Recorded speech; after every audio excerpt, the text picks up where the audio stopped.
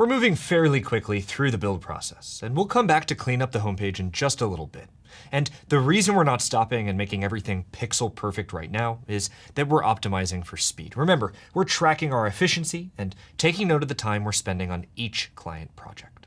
Of course, we can tweak the design and iterate over and over, and we will eventually. But for the build process, it's important we get our content on the page. We want to take our homepage we have now and add our footer so it looks like this. That's where we'll be at the end of this video. And both the footer and, of course, the navbar we created earlier, these are going to be on every page. This will give users quick access to site navigation and to the third line in our user story. We know it's this. We want them to be able to pick this interior design firm with confidence. That's why using the navbar and footer to surface critical contact information and site navigation is a really big deal. And that's what we'll do when we build the footer. We'll do this in 2 steps. We'll build a basic grid, that's our footer's main structure, and we'll make little content holders. These will let us space out and align the content inside the footer. You might be asking, what's the reason we're not stopping and making everything pixel perfect right now? Well, we already answered that at the beginning of this video. Now, before we add our grid, there is one fix we might want to make sooner rather than later. And that's on the collection list down here. And the collection list by default when we added it had 2 rows. Let's go in, edit our grid, and delete one of those 2 rows. That way we don't have any space showing up here in the designer. Now we can move on to our grid. This is the primary structure of the footer. And to do that, we'll just grab a grid and drag it using the navbar. Let's place it underneath everything else. And a few things right off the bat. Let's name this. Let's add a class of footer and give it a few properties. First, let's set a background color that's not white. Let's do a very, very light gray. That looks pretty good.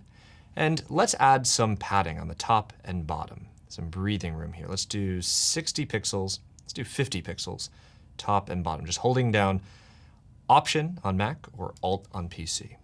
And we can add some content. First things first, let's add a logo. We could just go to add an image here, but we have a logo right here. We can copy it and paste it right inside our grid.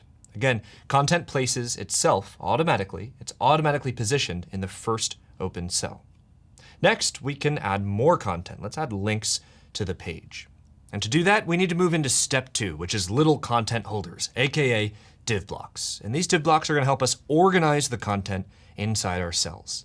Now, if we try to drag the div block right inside, as we know, content that's placed inside a grid is automatically placed in the next available cell, the next open cell. We can set this to manual and place it anywhere we want. Let's put that here under the Hayes Valley logo. And this is where we can put all of our links. So let's add some links to that div block. Let's go in and add a text link. And we're going to do a text link. Again, if we drag in right here and we try to place it, it's going to place again in that next available cell, which is the second one over. Hold down Command on Mac or Control on PC. That lets us drop it inside of something that's inside a cell. In this case, the div block. And we'll close that out. And we'll call this one Homepage. We're just building out a lower navigation here in the footer. And if we select that link, we can call it Footer Link. So we can set up some styling here. And let's copy and paste this a few times. Doing the same thing we did with the navbar, adding portfolio, adding our process, adding our design team, and finally, our last page, contact us.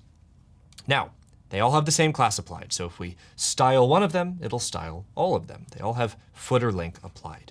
So let's set the display to block. These take up the full available width inside this div block, and that means it'll knock each of them down to the next line. And there are a few more things we can do here. One, we could, if we select our div block, control some of the styling here. We could do that on the footer link itself or on the div block that holds it. Let's do it on the div block that holds it by setting everything to align right. That affects each of its children. But the other thing is the Hayes Valley logo is now over here. So we could, with that Hayes Valley logo selected, simply align it using grid. It's a child inside the grid, so we can set it to the right side. Now, let's style this a little bit further. The footer link right now is blue and underlined. It's not bad, but we could make it a lot better. Set the underline to none. Let's set a different color. So we have this dim gray color. We could use our pale violet red. We could use black, dim gray. looks pretty good in this context. And we can space things out for a little more breathing room. Let's edit the bottom margin. We can come back to this, but 5 looks pretty good for now. And each of these later on in the process can be its own link. We'll link these just like we'll link our nav bar once all our pages are built out. We'll link these to the appropriate page. But that's good for that div block, that little content holder. Let's continue by adding more. Another div block. Let's drag it into the 4th cell. This time, let's hold down Shift. Shift will let us manually place something without having to select the button, and let go with Shift still being held. And now we have a div block on the right side. And there, we can place some other contact information, like the address. For the address, let's drag in a paragraph. And we'll use the nav bar to place it this time. Let's place it inside that div block we just added. And it's already being styled. It looks pretty good like this, but we could add the same class we did before. We could add the class of footer link. And since we're using this as a non-link, we might want to double click and change that, be a little more specific, footer text. That means if we have multiple types of contact information, the spacing, that margin we add on the bottom, will affect not only each of these paragraphs, but it'll affect the footer text to the right. Let's bring that back. We had something like 5 pixels on the bottom before. Okay, footer text, let's paste in the address. We can space things out, knock it down to a new line, so the address is spaced out exactly how we want it. And we can also add the phone number, 415-555-1200. Let's add our hours of operation, Monday through Friday, from 9 a.m. to 4:30 p.m. Pacific time. That looks pretty good. We can also add a button underneath this for a little bit clearer of a call to action. And instead of dragging a button in like this, we can simply use one of the elements we created before, which is Let's Chat.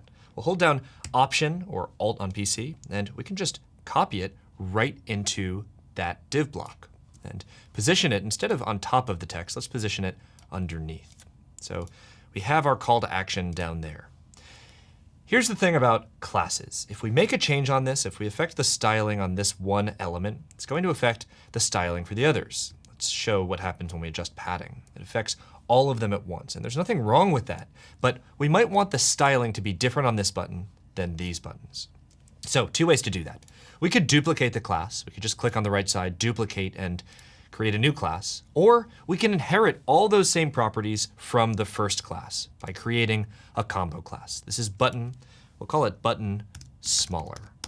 And now button smaller will allow us to create a little bit of a modification. So if we want maybe 25 pixels of padding on both sides and a little less in terms of padding on the top and bottom, that can work fine. Now, if we make a change to our original button class, if we change that color, it still affects the other button at the bottom, but changes to that button, since they have that combo class of smaller, won't affect the original button. Lets us use this as a starting point. So that's our footer. There are times in the design and build process where an idea comes out and it's terrible. For instance, what we did here with the button might not be ideal. We could go back to the button. This is 29, let's round that so it's a nice round number of 30.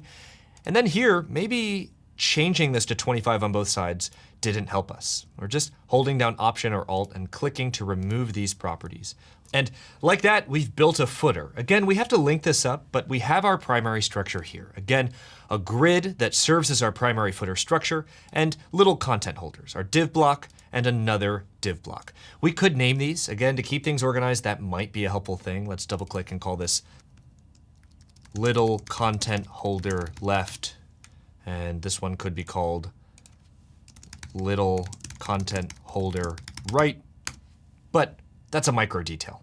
But that's it. That's the last major component before we move into tweaking our design for the homepage and making it fully responsive, not just on desktop, but on tablet and mobile devices.